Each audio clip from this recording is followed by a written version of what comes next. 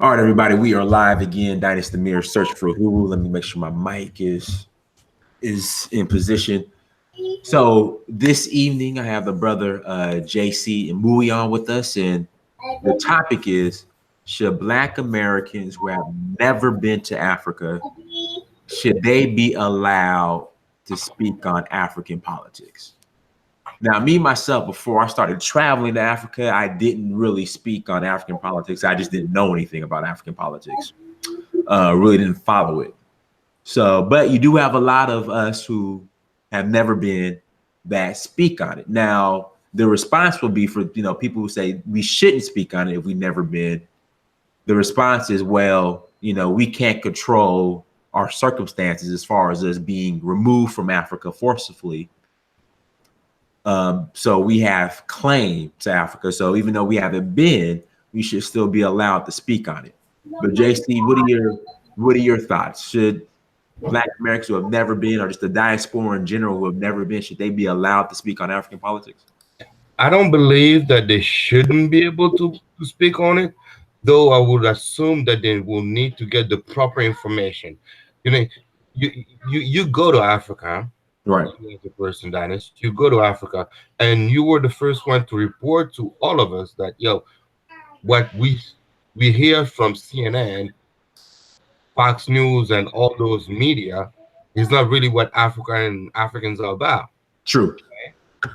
So instead of making an opinion based upon what people are saying on the media, I think you should actually do your investigations further rather than just opening up your mouth and taking a position based on what you are being told that African politics and Africa is all about. That's my opinion. So you could speak on it as long as you have the proper information. So it's like speaking of Democrats and Republicans not really knowing where either one of them are standing and just making an opinion based on what you see on TV. And that's what's been my experience. I've seen a lot of our brothers and sisters out here making comments based on what they've heard. Mm-hmm. But then when you hear what comes out of their mouths is really an opinion based on what the media has been saying rather than what the facts are. I have a couple of experiences, examples that we can speak on, but we'll get into it, I guess, further down the road.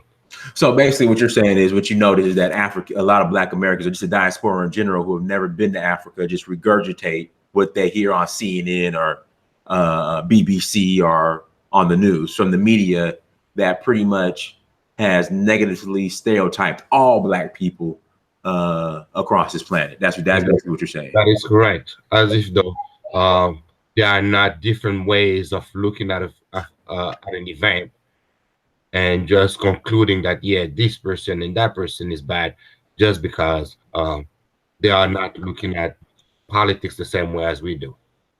Okay. Now let me ask you this question. Since you've, in fact, JC, tell everybody where you're from and how long you've been in the States. And yeah, I've been in the States for almost 20 years. I'm from the Congo. I was born in the Congo, Congo Kinshasa in particular. Mm-hmm. I grew up for half of my life in Gabon, and then the other half out here in the States. So yeah, that's pretty much it. Now, let's speak on Gabon, because in the media, they were saying there was a coup. Okay. Can you tell me that wasn't the truth? No. So there was no coup. There was no coup. Okay. So what happened? Because on the media, they had the military.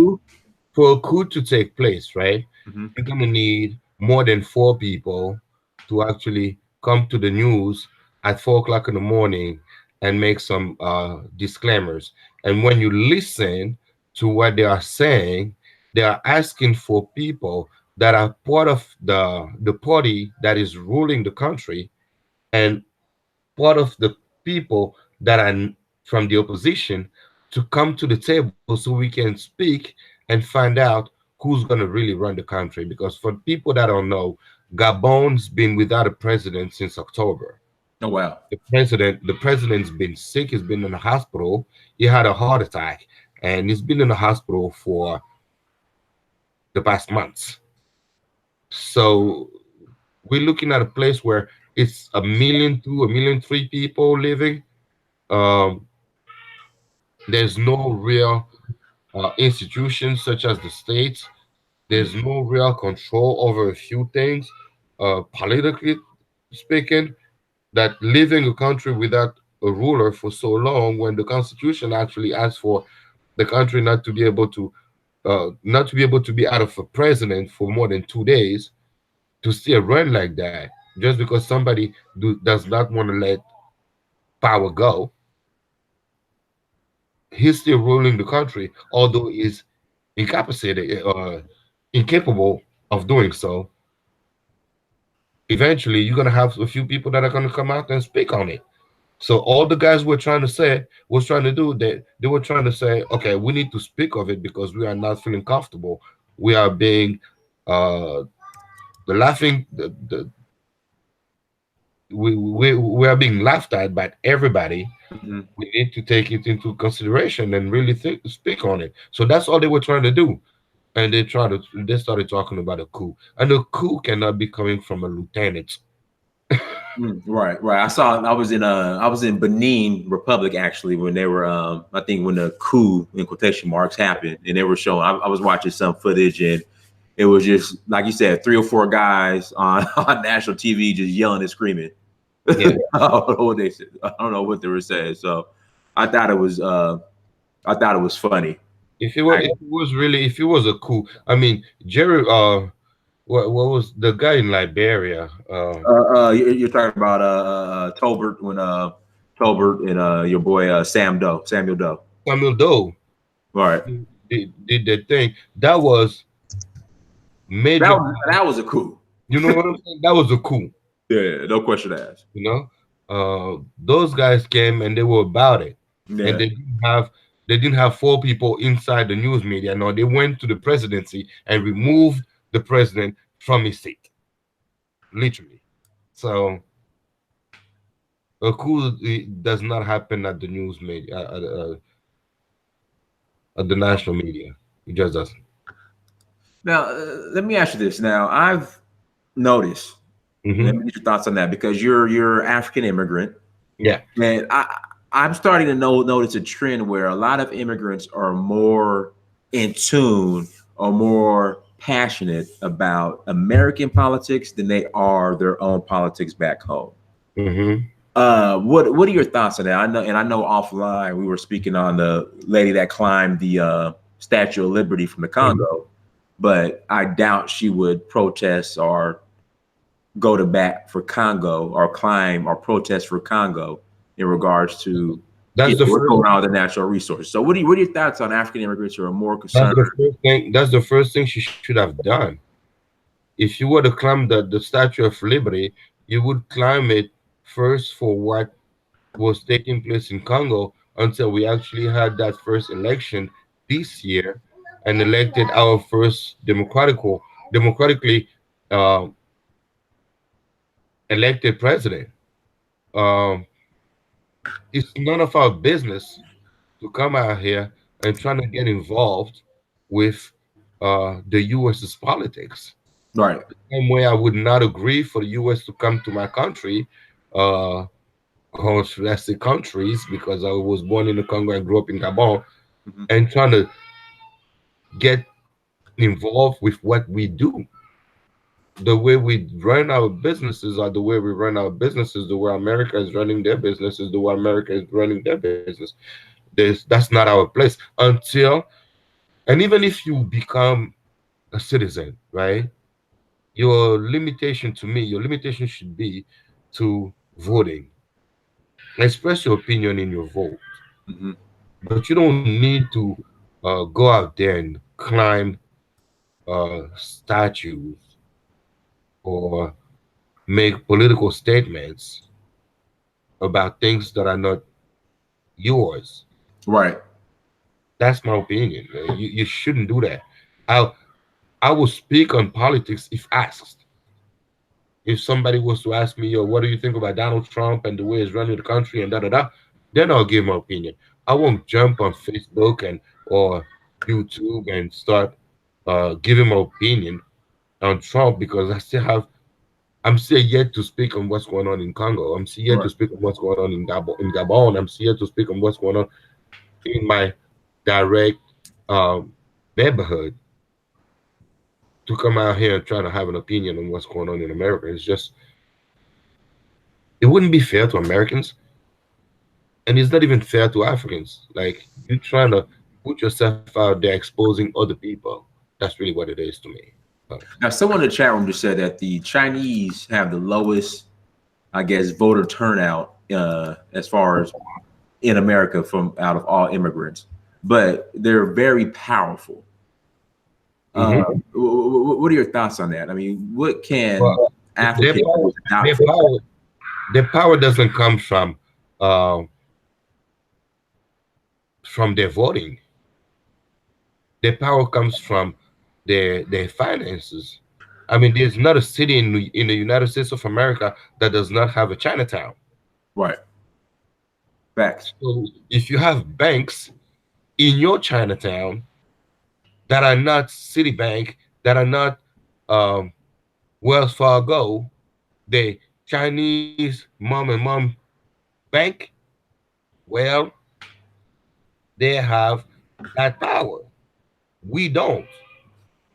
I don't know one African bank in America. I don't know one um, that has any kind of influence, any kind of impact for us to be able to proclaim that we somehow have some type of a power. You understand what I'm saying? Right. I don't even know that we have a Black American bank per se. We Every time do that they, in I was going to say in Atlanta, there's a Citizens Trust Bank. It's a black, well, a black bank. I bank with them. okay, so if we go along with that right, Okay. uh, we still are gonna ask for a Visa, a Right. Mastercard, an American Express card True. that the Black bank gives us. Okay, I got you. Okay, Do you we made a great own? point. Okay. You see what I'm saying? Do we own that? We No. don't own where the money is coming from. We we are not creating the money. We are not, in essence, it's like they're allowing us to have that bank. Okay, have it. But how much of an impact do we really do? We are not impacting much by having that because at the end of the day, all the signs that are coming behind them are still white owned. Mm. So, Yeah, you made a great point about that. As far as, well, I don't know if they have a branch, but UBA was the United Bank of Africa. mhm. They have a location in New York, but UBA, I think it's just like a satellite office for like the diaspora who might have accounts, okay. UBA accounts. They have somewhere to go to, but I don't think if you could physically go in there and sign up for an account like right now. You have to You see already what I'm have an saying? account because UBA is big in Africa. It's So like a channel. It's like a channel. It's like a channel. It's like a conduit for you to be able to have access to your funds as you are here in the States. correct. There you go. Okay. It's a conduit. It's not an actual physical bank where you can go and say, okay, I come to the States and I have $30,000. I Right. want to open an account. Right. Although Exactly. you can't travel with 30, you can travel with more than $10,000 in cash anyway. Right. Coming to the States, they'll stop you. So Everyone, we have 164 people watching, only 47 likes. Let's please get these likes up. Please get these likes up. I greatly will greatly appreciate it. So JC, so let me get your opinion on American politics from an African perspective. okay. Like just overall, I know it's kind of broad. What are your thoughts? What are your thoughts on Black America in regards to the way they vote? What are your thoughts as an African on Black politicians? Like, what are your I don't even think that Black America as a whole really focuses on politics.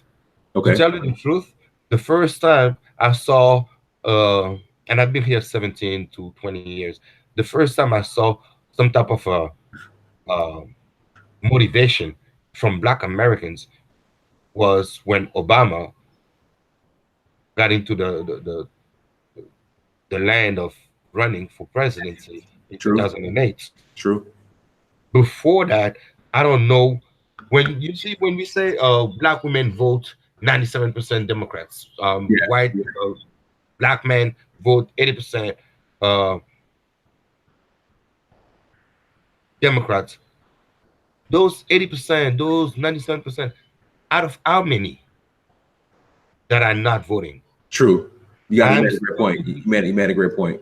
I'm still the one to believe that Black America is not concerned as much about politics in America. No, you just made a great point. Because I mean, I know a lot of people that don't vote. That's my thing. And they it's not only that they don't vote because they just don't want to vote, they don't vote because they're not interested, because they have so much to deal with Right. outside of politics that really voting is at the bottom shelf.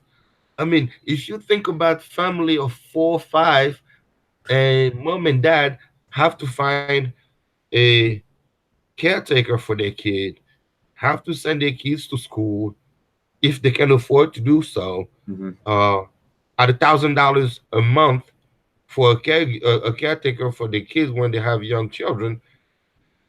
I don't know that they really want to. They really have the time to sit down and think about what's going on in the media, the politics of the country, because the common knowledge is they don't think about us. Hmm. They don't do anything for us at the end of the day.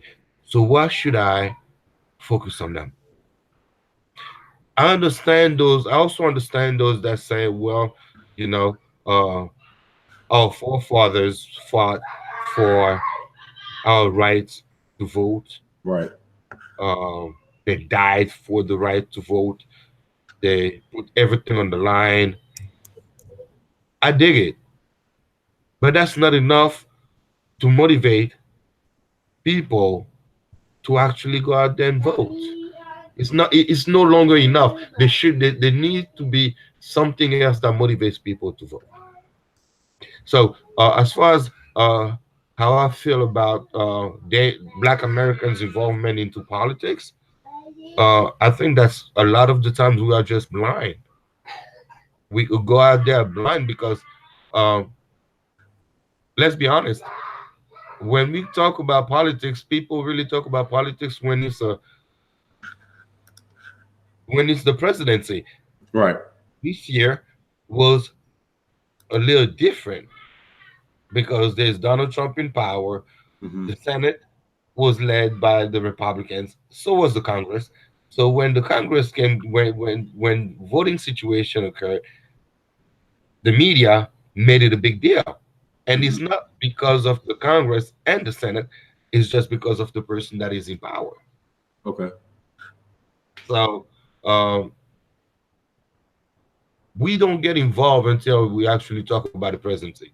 We don't know what laws have been set forth for us to vote on when the Congress is being voted for, when the Senate is being voted for. We don't pay attention to those details, and when we go to vote, we vote blindly, True. We vote off of symbology, basically. basically, and based on uh, who do I really like. Cool. And if you ask those people, 9 times out of 10, they don't even know what that person is standing for, but they still go out there and vote for that person. Right. And I don't care about the skin color. I care about what the person has to say and the way the person behaves, right? Hmm. What if the person is consistent in the messaging, and that's how I vote. Now, if you're not, then more 9 times out of 10, you ain't gonna get my vote. So Now, I would say this: when Black Americans speak on, I would say, African politics, it's usually on the speaking on the corruption and all that, but they will act like there's not a corruption issue in among America, Black politicians in America. Do you think Black Americans who think like that are just completely out of the loop? And They are completely out of the loop. They are in this bubble that is everything is perfect in America, and everybody else is doing the wrong thing. I mean, we have a situation right now where our president has people that have been working with him for him are being sent to jail. right, If true, this was the case in Africa, this president would be seen as a dictator. right, If you were to mirror it, right? I understand. Listen, the cultures are different. Africans are used to chiefs. Having a president for 30, 40 years didn't become a an absolute nonsensical situation to us until 1990. That's right. when we really started talking about the democracies in Africa. Okay, in 1982, the first country that had an opposition party was the UPS, the UDPS in Congo Mm-hmm. with Etienne Tshisekedi. Before that, and even though there was an opposition party, it didn't mean there was democracy, Right. because having an opposition party does not mean that the country is a democracy. It just means that you have somebody that is not okay with what you're doing, and they are expressing their opinion. Period. Now, so being used to having chiefs, having a president for 30 years is like having a chief. Your chief become chief when he's 20 if his dad passed away. Mm-hmm. And he's going to be a chief until he's 80 or until whenever he passes away. So culturally, there was no surprise there for us until we started watching the CNN of this world, the NBCs, the Right. ABCs, the CBCs, that told us that our presidents were dictators because they were in power for too long. See what we got here in the chat room. Everyone, thank you for joining us. We have 178 people watching, only 100 likes. Let's hit that like button. JC, what are your thoughts on Kamala Harris from are you familiar with Kamala Harris? I am. What are your thoughts on her from an African perspective? I think her name is Kamala. As Kamala or Kamala? No, it's Kamala. Yeah, I something. think is it Kamala Harris. That's complicated. They, um, I've never been to California. Uh-huh. I don't know what her position as a what was she in California again? Attorney General. Attorney as an AG. I don't know what kind of impact she had. A negative one. Okay. So to me, I like her stance in the Senate. Every time that I see her arguing a case or talking to somebody on the Senate. Well, it's they all hate Donald Trump, but I mean outside of that, I mean it's like, okay, what are you doing for your community or mini community or for the Black community? But they all just yell at Donald Trump for the most part. That is my point. You see what I'm saying? We can't be always against something. We have to be for something at some point, right? So what are you for? And I'm yet to hear it. All I've been hearing for the past 2 years is we are against this, we are against that, we are against this, we are against that. But I'm yet to hear. Daddy. Yes, What are you doing? I'm with Uncle Dennis on the. Hey, it's Uncle Dennis, everybody. It's Uncle Dennis. Uncle Dennis. Yeah. So. New beginnings for the super chat. Shout out to Gregory Wyatt for the super chat. Appreciate it, brothers. So go with mommy. So my opinion on her is that let's just stop the show. I'm still in your. Go ahead. Stop the show. Go ahead. Why is it that for some reason Black America Mhm. decided that men shouldn't be men no more. No, no, listen. It's not. It's not Black America. Is white liberals who are putting batteries in the back of Black Americans who are pushing this agenda And why is it that we swallowing that pill? because they sold out. They sold out. They. It's okay. We'll give you these trinkets, Hollywood. Contract with CNN or MSNBC, a nice car, and you push this agenda. That's what it is. And that bothers me. Oh, it bothers me too. And I'm telling you what's happening. You have a lot of. When I was listening to your show, Uh-huh. and I turned around and looked at my wife and I said, "Honey, what do you think about feminism?" And she was like, "I don't understand these people." Uh-huh. Now, my wife has been in the States. She's from Congo too. Okay. She's been in the States for 20 years as well. And I mean, let's put it this way. If I tell my wife I want to move back home, the Yeah. first thing she would tell me was, make sure that when we move back, we are comfortable. Right. Okay? She won't move back until we are comfortable because we had our life to live, whatever it is that we lived through when we were kids. We want to provide better for our kids. Okay? But she will not be the one telling me to basically be a woman because I have to be able to stoop to a place. Me to be the man in the house, to be that brings solutions to the table. And I feel like America is asking for men not to be that. So if conversation about, Black feminist, and I don't even know that is actually a concept that can sustain itself. It's no black. I don't take a Black feminist serious. I mean, If that's the conversation, then we might as well just forget about it. I mean, she's not Obama. She's Kamala Harris, and she needs to prove herself on.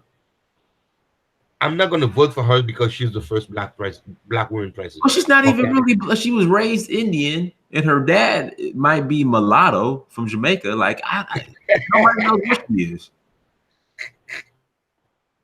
Like what's for certain is her mom was Indian. Yeah, her mom is Indian. Her dad is Jamaican, probably mulatto. I don't know. So she's like a quarter. Yeah, I don't know what she is. Yeah, she's like a quarter of us. So, listen, I don't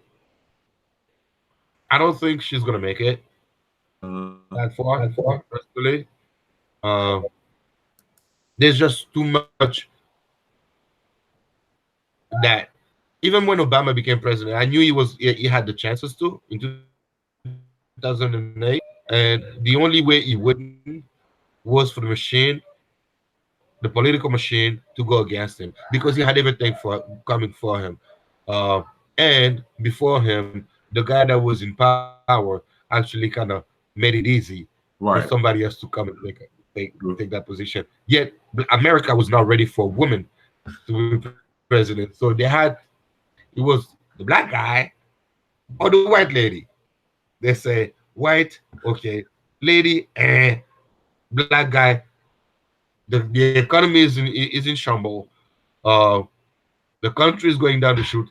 Give him the opportunity for 4 years. He's gonna come over here and smack his face against the wall, and then black people won't be able to tell us that we never gave him the chance to run the country ever. And then we take back the thing and run that thing for ourselves. So that thing is never gonna come back to us for another, I don't know, 40, 50 years. So Cory Booker, my guy out here in Jersey. yeah. Cory Booker is whatever. I mean, they're all pretty much the same. I mean, for the most part, it's all the same. It's all the same conversation. It's all the same thing. At some point, I'm like, you know what? What's new? You know, what is new? You're just jumping on everybody's bandwagon. Exactly. I mean, when you see how the Congress changed this year, it's not because we had the same politics. the Congress changed because those kids came with conversate topics that, ooh, nobody, none of those old people were actually daring to even address, because those were kind of taboo. They wouldn't talk about, you know, certain things that these guys are talking about. So All right, let's see what else we got here in the chat room. Shout out to let me read some of these super chats. Everyone who super chatted, thank you so much. Appreciate it. Spectre from Salem Town. Our system allows for limited political choices. The system is designed for a few wealthy individuals to guide the majority. Our system can't keep up with technological advances and ethnic changes. Jobs. What are your thoughts on that comment, JC? come again. Is he talking about? Is he talking about Africa? Or is he talking about the United States in this United States. United States. Okay. Um, who creates technology for the most part? Seems like all this. It looks like seems like all of this coming from China. From China, Right. but when it comes from China, America is the one place that makes it famous. Right. Okay. So when he says that our system is not set up to keep up with technological advancement, that's kind of a that's not accurate, because you can't be in the place where everybody's trying to mirror and not being ready for tomorrow. I don't know if I'm making sense. Say that. Repeat that one more Because time. that's basically, I say, if you are living in a place where that everybody's looking at, Right. there's not a country in this world that is not trying to mirror America. True. Somewhere or another. Okay, stylistically, politically, there's not a place in this world that's not trying to mirror America. If you live in this country and you are not able to keep up with the technological advancement that you make famous, then I guess we are doing the wrong things here. So I don't know where he was trying to go with that question, though. Honestly, I don't know. I guess I think where he's trying to go is the logic. Damn if you do, damn if you don't. Damn if you do, damn if you don't. Yes, Okay. But we gotta do. That's what I think he's trying to say. You know. But you have to do something, right? Right.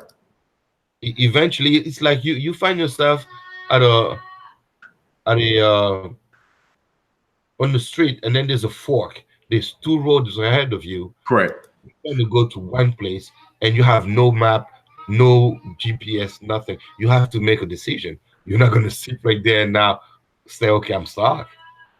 You have to make a decision and go for it. And if you life to live, you have to experience the good, the bads, and the uglies. Right, but I think the issue is like you mentioned. So you're on a road in the forks, and you have to go, and you only have an option to go in two directions. Mhm. I'm like, as far as from a Black American perspective, the amount of complaining, the amount of the stuff that's going on, we need to just create like a third road for ourselves. But nobody wants to do that. I agree. What are your thoughts on that? I agree. It's a bit like the question that I heard yesterday. I think he was talking to the brother about the Black Americans creating their own tribe Right. to move back home. Uh, there's goods and bads in many cases. I mean, we have so many tribes in so many countries. Now you need to find a place for you to actually land and create and make it happen from the ground up. There's always the solution of following DNA and finding yourself in your tribe of origin, but not forgetting the lineage from which you came from, Mm-hmm. and creating a network that will allow for you to help Africa that way. Although Okay. you see what I'm saying?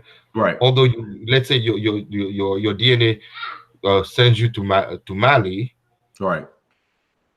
and then some other people go to Ghana and Nigeria and all that. It doesn't keep you from linking up via social media or whatever and creating some type of network, allowing you to help Africa that way. It's not a one-man show. Um, But I don't think that America creating Black American creating their own race will be much of or their own tribe will be much of a help, because we already have so much of it going on there that is out of control, that adding another one will be much of a help. Okay. That third role you're talking about is Uh-huh. just making that one decision of going, okay, and whatever the case may be, knowing that, okay, we can link up. See, in my profession, right? Right. Again, I work in hotels, so I work in hotels. I'm a hotel manager. If there were a situation where I needed to evacuate my whole building, Right. Mm-hmm. I would tell all of my guests over this the fire panel, Yeah. the Mm-hmm. control station, and tell them, okay, this is where you need to go. Right. Evacuate the building and be at this one location, so we can account for all of you when the the fire department, the police shows up. This is how I look at it. We are all living and doing what we do, but then we'll have a place where we can gather when it is important for us to do so. Okay. No, I definitely agree with that. Shout out to Ashley Reese, Gregory, brother Gregory White. Kamala is a Manchurian candidate. They What do you said the think about same that? thing about Obama, didn't they? Did they They said the really? same. It's just I think Yeah. people have learned so much from Obama in regards to how to properly approach a black candidate that they're just not buying. I don't. Black people weren't as critical on Obama when he first ran, like we're on The next Kamala, because the next black candidate, Kamala, the next candidate, that's going to be running as a black person, or the next black person that's going to be running in this country, will be much more scrutinized than Obama ever was in these 2 minutes. Mhm. And the reason, the first time we voted for Obama, he's black. Right, That's all you need to know. right, I don't care where he stands. He's a brother. I'm voting for him. right, The second time around, he was okay. Mitt Romney, Obama. Well, let's be honest. right, Uh, although the Democrats lost the Congress during his first it's the 2 years after he became president, uh, he took an economy that was in a shambles and actually made it a bit better within his first 4 years. We could see the trend going up, so that was already an indication that, okay, maybe he deserves a chance, right, to right. go. And so people gave him that opportunity. Fine, but um, they all lie. I mean, there are promises that are made that will never, and they know that those promises are not going to be sustainable. But they have to make some type of promises. That's the way the system works. Right. Obama didn't create this system. He didn't come up with anything. I feel like we, after the fact, are being so critical of um, what is done, and I'm like, but this is our first experiments, though, with a brother running this joint. You know what I'm saying? This is our real first experiment. According to history, we have a few. I'm sorry. We have a few brothers that were there before him, but they never claimed to be black. They claimed to be white. So because they were on the lighter skin of the color. Who? But Who? oh, I heard some stuff about I think Washington and Franklin not really being white. Oh, really? Yeah, that's what I heard. I don't know for a fact, because see, when we talk about history, right? It's like when people talk about Jesus and they show us a white picture. Right. There Yeah. was no there was no picture taken. during those days. True. Okay, the camera was invented in the 19th century. Hey, no, no, no, So let me stop you there. Ebo told me that they invented the camera thousands of years ago. I read that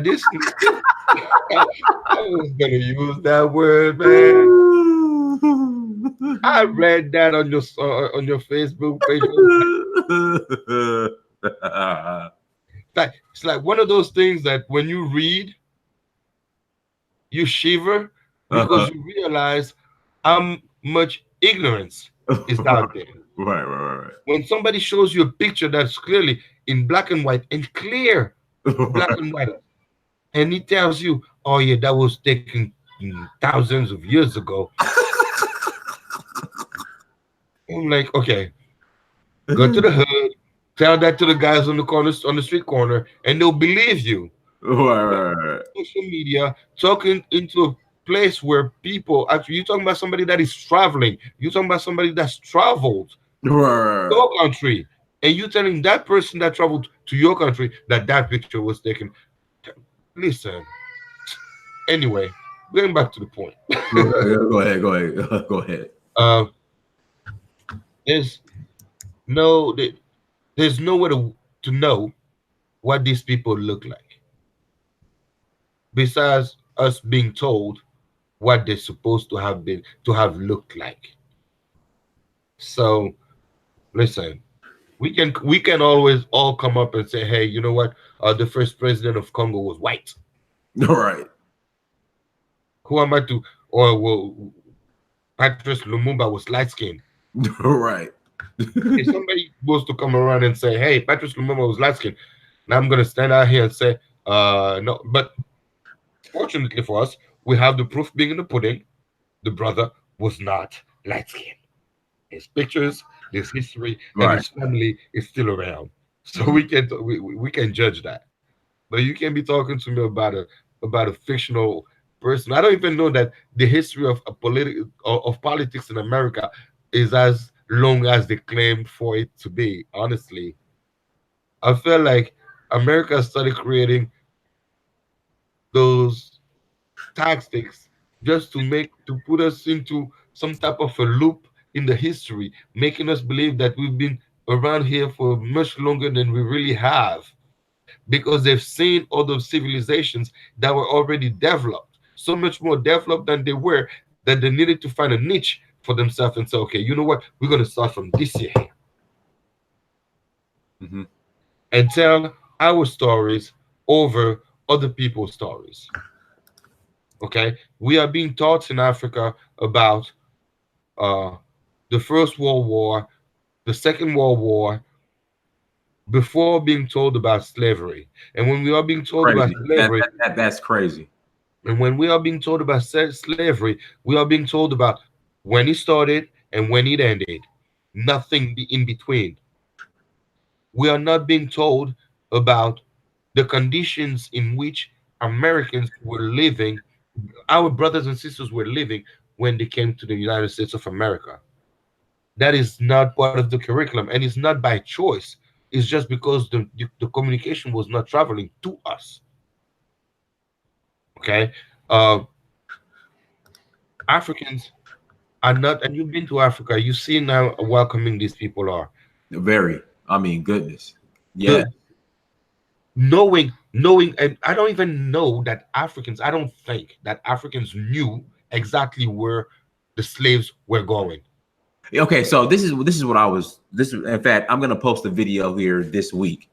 Mhm. So one chief told me that the expectation was that some of these slaves were Mhm. going to go to Europe, Mhm. learn the technology, and were supposed to come back, And then come back, and didn't come back. right? And then, of course, you had the prisoners of war. You had those that owed debt. And the list goes on. So what we're starting to notice is more complicated. But at the same time, once the Africans found out what was going on, Mhm. then they reacted the way they were supposed to. They were supposed to, and that's what history is not telling us. Mm-hmm. You see what I'm saying? History is telling us, oh, Africans didn't care. about what was happening to Black Americans. Why didn't they ever send a ship to get us back? Well, we didn't have those ships. You know what I'm saying? Right. Um, like you said, they were sent someplace to work. That was the idea. They Right. went out there Exactly. And like I said, the expectation was from a lot of them that they were sent to work and were supposed to come back. to come back. And now these are people that are not very sophisticated. Well, they were. I just think they were naive. But I mean, you understand when Europeans came to Africa, Africans had systems in place that wowed the Europeans. It's just they didn't want to give them credit for it. No, when I say sophisticated, Uh-huh. I meant the white man like. Right. But in our ways, like when we talk about Africa improvement, right? You went to the Dogon country. You went. Oh yeah. Do you think that these people want to change their lifestyle for skyscrapers? No. Okay, I got you. No, absolutely not. No. You see what I'm saying? Right. No. They don't want to go there. They are comfortable. And if you bring lights, fine. Through a solar panel and all that, fine. But they will not change their lifestyle. This is how they live. This is how comfortable they are. And it will be alienating to them to try to become somebody else. Right. No, you're right. You're absolutely right. Let's see what else. We're trying to bring so much. Slavery was not a choice. Let me just answer to that guy, Kanye. The deal was never to be a slave Mm-hmm. until you're on the boat and you don't even know where you're going. Right. No, you're right. Yeah, I mean, because like I said, that was new to me. They were like, "Look, the idea was from to come back." Because I mean, when you go into the slave dungeons and you see the conditions in which those guys were living, yeah, I'm like, okay, how did you guys not know about that? And then a lot of them, the chiefs were like, we didn't know. If you don't know, no different. Right. You know what I'm saying? If you don't know, no different. If somebody tells you, okay, you need to take this airline, okay, you take Spirit. Right, Spirit. I'm good. Against you take Spirit Airline and trying to compare it to United. Okay. Now you don't know the difference if it's just the first time for you to travel. They told you take Spirit. Right. So you went ahead and took Spirit. That was to me that I mean, as dumb as it sounds, that's just the way I look at it. You know what I'm saying? Like I look at it as people didn't know any better. It was different from what they were used to, totally brutal, totally. But they were like, okay, if it's for me to be able to go out there, learn something, and come back and help back home, yeah, I guess that's what it is. It is what it is. Right. Until after further applications of that nonsense, eventually somebody had to come out and say, hey, you know what? We can't accept this anymore. So we got people coming back. Right. Okay. Then you had the Liberia of the world. Then you have the Sierra Leone of the world. Right. If it wasn't because eventually one person on the boat said, nah. They came and they had something over us that, I mean, if you have a gun and I have a spear, I'm sorry, I can't fight you for so long. Right. With my spear. And when you have the power of God in your hand, which is the handgun, you can kill me from a distance. Whether the gun was precise or not, it's a mass of us. So when I shoot in the mass, I'm going to hit something eventually. When I throw my spear in the air and it's 10 of you, if you guys split, that thing drops on one spot and one spot only. So one thing is for sure, they didn't do us good, man. Yeah. They didn't do us good. And they made sure that we would not communicate with each other. effectively. I mean, when you think about it, the last time that African and African Americans really communicated, connected to that level, to that political level, was in the 1960s. Yeah, with Kwame I Nkrumah mean, and Pan African Conference, and yeah, the Pan African movement. After that, we have a dead wall for 50, 60 years. And they made sure that because that's why they decided to kill really quickly. Patrice Lumumba, Kwame Nkrumah. In 1987, in 1984, a young man by the name of Thomas Sankara decided to open his mouth in Burkina Faso. They right, killed him 3 years after that. right. Anytime that we had real leaders, they got rid of him. And then it's like today, it's nowhere for us to talk about them. Feel me? In the meantime, here in the States, after uh, Martin Luther and Malcolm X, we were looking for real leadership in the Black American community, and we didn't see any. We didn't get it. There's a great documentary you should watch called "Bastards of the Party." Bastards of the Party, and basically what it talks about, like after MLK, Malcolm X, and the Black Panther Party, after they were infiltrated, removed, assassinated, how that's pretty much it left this power vacuum, and there was no black leadership, and then that's where the street gangs came in, the Bloods and the Crips and whatnot. The street gangs came in, and you had the Crips and the Bloods, and so really, it's the divide and conquer type politics system that they implemented. You know, it's Machiavellic. You know what I'm saying? It's Machiavellic when they decide to divide us in order to conquer us, because they knew that if we were to, I mean, just imagine this: Black America has learned everything that the white man has learned. I'm sorry. Right. True. Black America has learned everything that the white man has learned. Now imagine that Black America going back to Africa, combined with everything that the white man's been stealing from Africa, as far as products is concerned, natural resources. Imagine what will happen. They don't want. They're afraid. They don't want that to happen. I can guarantee you that there are some white people right now that are rolling to their grave, hearing the story about the year of return in Ghana. Right. JC, sorry to cut you out. How do you think the year, guys? Let's hit that like button. We have 235 people watching, only 149 likes. What are your thoughts on the year of return, and what tangible do you think is going to come from it? See, I think it's a very good idea, right? I don't know that all the steps were taken properly.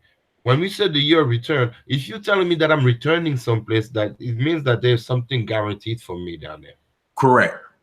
Yes. Don't tell me to return someplace where there's nothing guaranteed, but you expect me to bring some type of expertise to the table. Right. Don't promise me something.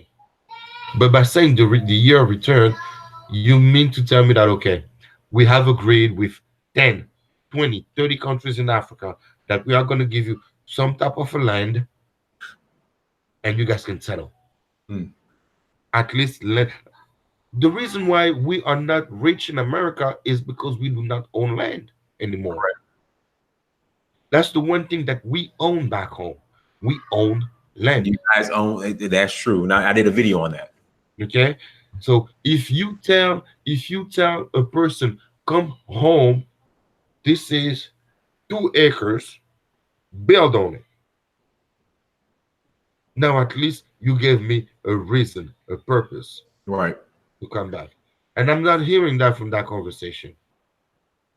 So it's a half conversation that's been taking place, and I don't think that's I mean, it's good that they decided to give, some type of a documentation to African Americans. clearly don't like the word African American. It's either you're African or you're not. If you are American, be American, or just be black. So if you're black, for black people to go back home, something's got to be waiting for them to go back home. I'm African. I'm a black person. I'm a black man living in America. I will not go back home if I don't have a house waiting for me back home to go to. I don't know if that makes sense. No, you're absolutely right. But then the question becomes, are we asking for too much? You know, that then then people say, oh, these black Americans, they're entitled, they're acting like entitled Americans. Are they, are we asking for too much? Well, black Americans did not ask for the year of return. Right. And we didn't ask to get on the boats either. Okay, and they didn't ask to be on the boat either. So if we make a move, let's make a complete move, or let's not. That's just the way I look at it. Okay. Okay. See what else we got here in this in these chat room. Everyone, again, thank you so much for joining us. Make sure you hit that we hit that like button. I mean, you can buy land if you want to in Africa for the most part, the majority of the countries. Listen, sorry, stop the show. Listen, I'm not about to entertain this "we are the Hebrews" nonsense. I'm not about to. How do you feel about that, JC? You being here and we got black people saying they're Indians, they're Hebrews. It's just when we talk about coons, yeah, these are the first coons of all, because if you reject who you are, it's like you were born in a family and your last name is Johnson, right? And then all of a sudden you decide you're Hebrew. Exactly. So my name becomes I don't know, somebody. Right. You have you have no idea who these people are. And these people don't even recognize you as being theirs. They don't. And the thing is, it's just honestly, JC, I think this is just a case of the white man's ISIS coder. There's no proof of black people or Africans claiming to be Hebrew before Europeans brought the Bible over to them. I want all of them. I want all of them, because today's we're not. It's not 1960. I want all of the Israelites to go and have a DNA. They're not going to do it. They're going to say it's a scam. It's a scam. They're not going to do it. It's a scam. It's a scam. That's what we're going to tell you. So where are the plausible evidence? It doesn't exist. It doesn't exist. Non-existent, right? Non-existent. So we're not going to sit here and waste our time talking to people that clearly don't know what history is about, or they are rejecting their own history because they feel like, you know what, the grass is greener on the other side. So I'd rather be a Jewish person, because guess what? They rule the world. That's what it is. They got all the money. So if we can get associated with them, so then we are also part of the rich. That's what it is. I mean, at the end of the day, that's what it is. Because I mean, just me traveling to Africa, I'm like, what's the infatuation with Israel? Like, I've been up and down the west coast of Africa. I've been the east coast of Africa. Absolutely beautiful. Gabon, from my understanding, is probably one of the most beautifulest countries on the planet. But I'm like, what's this infatuation with Israel? Listen, I went to high school in front of the Atlantic Ocean. Exactly. When I come out of school, what I see in front of me, across the street from the road, is the Atlantic Ocean. Right. Okay. If I don't have to go, if I have classes in the afternoon, I spend my between 1 and 3 o'clock in the afternoon, I'm on the Atlantic Ocean, hanging out until class starts again in the PM. Right. That's Gabon. Right. Okay. It's a beautiful little country, 9 provinces. Yeah. I don't get. I'm like, what's the infatuation with Israel? You're gonna go to a place where, I mean, you are not surrounded by any type of nature.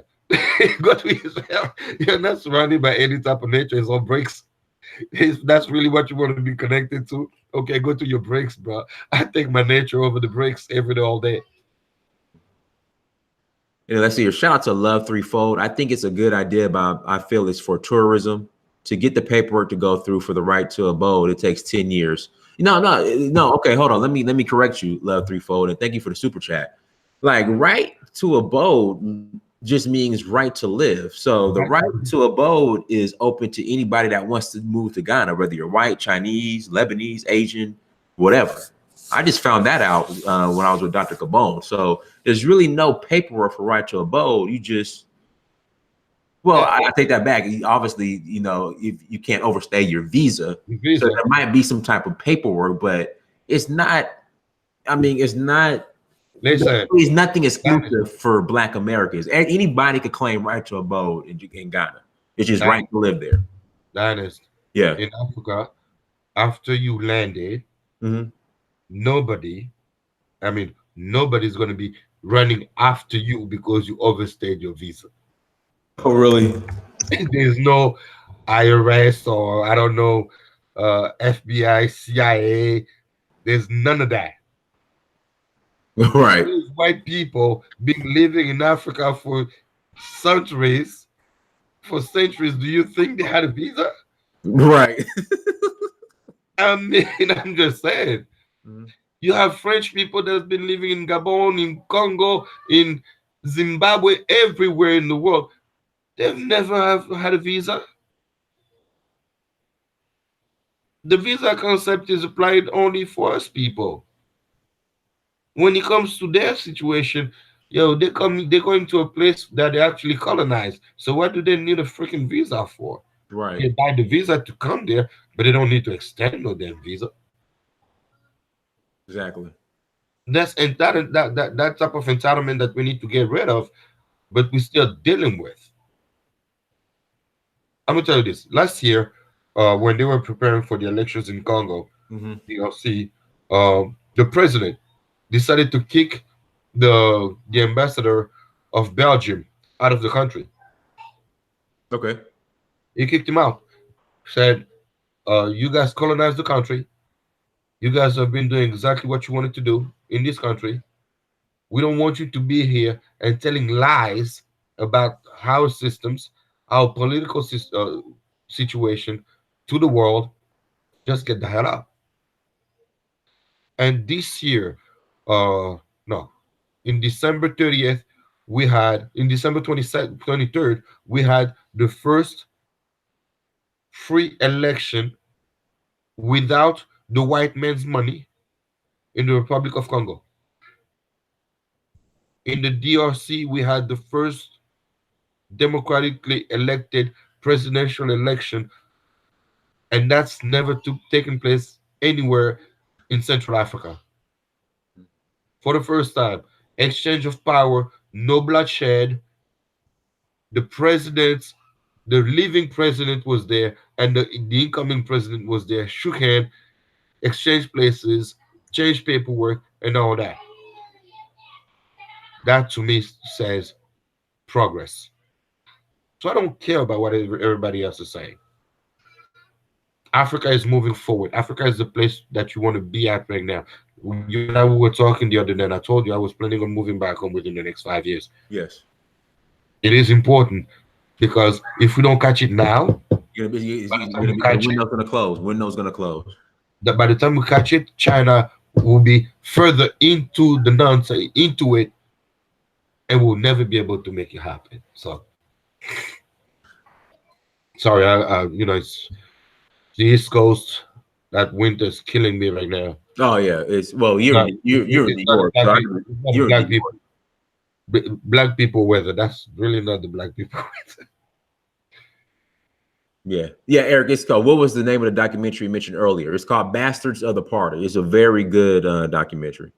Very good documentary. It just speaks on how the gangs were created in South Central Los Angeles after pretty much all the black leadership was either arrested or killed.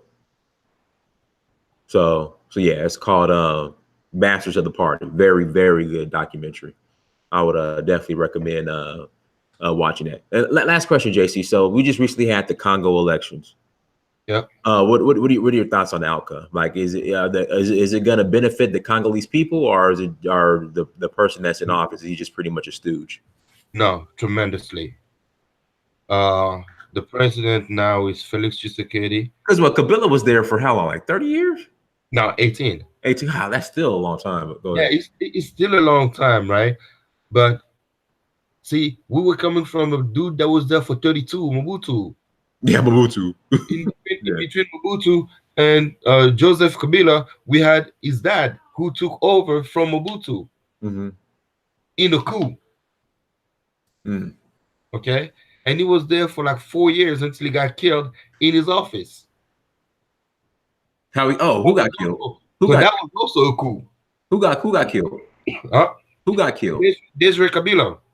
Oh, I didn't know that. Kabila's dad, yeah, Joseph Kabila's dad, who took over from Mobutu from a coup, got killed in his office in a coup. Now, I don't do guessing games, right? But I know for a fact that Patrice Lumumba was killed by the USA. Oh yeah, the USA, France, Belgium, they all played a role in it. Mobutu got kicked out of the country by USA. Desiree Kabila was brought to the Congo by USA and killed by USA. His son was brought to power by USA, and he surprised them by cutting his ties with the country or with power, with the organization of elections. They were thinking Africans love power so much. This guy's going to be in power until we don't want him anymore. Right. And he said, oh, that's what you think? Elections, I'm out. They thought, no, he's going to create some elections type, and then he's still going to be around. He had the election take place, and then he took off. Now, as far as the new president that's coming into play is concerned, he's never been in any position of power as far as the country is concerned. To me, that's already a good sign. Second thing, which actually should be the first thing, his dad, Etienne Tshisekedi, was the first